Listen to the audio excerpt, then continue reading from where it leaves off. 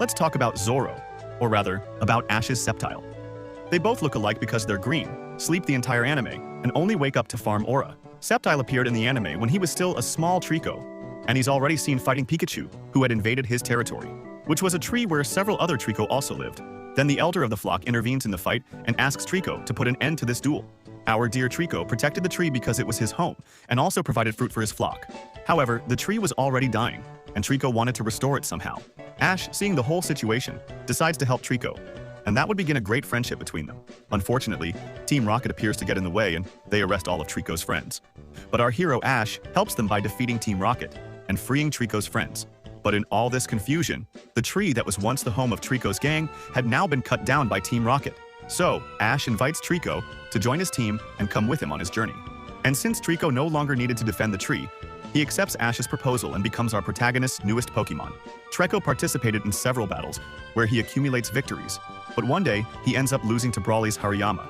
Trico realizes he needed to get stronger, and that's when his great development as a character begins. He begins training with Corphish, the god of water-type Pokemon, and the two develop a certain rivalry between them. So after finishing his training, Trico has his rematch against Brawly and his Hariyama, and in this battle he emerges victorious, showing that he has become much stronger due to his intense training. Trico has always had a strong and striking personality. He stays in his corner with his twig in his mouth, looking grumpy, and always takes an afternoon nap. Trico evolves into Grovyle in the fight against Loudred, and this Loudred also ends up evolving into Exploud, and the exchange of punches begins again. The fight was very even, but in this one, Grovyle emerges victorious. Grovyle wins many important battles, such as against Norman's Slaking and against Winona's Altaria. One day, Grovyle invades the territory of Atropius. They battle, and both are injured. Grovyle is urgently taken to the Pokemon Center, and there he receives the help of a Meganium, and he ends up falling in love with her. But he just didn't expect that Meganium's heart already had an owner, and it was exactly the Tropius he had faced before, being rejected by Meganium and having his heart completely shattered. In fact, it's in this episode that he evolves into Sceptile to save Meganium and Tropius, who were caught by Team Rocket. But he takes a beating, my friends, because he was lovesick.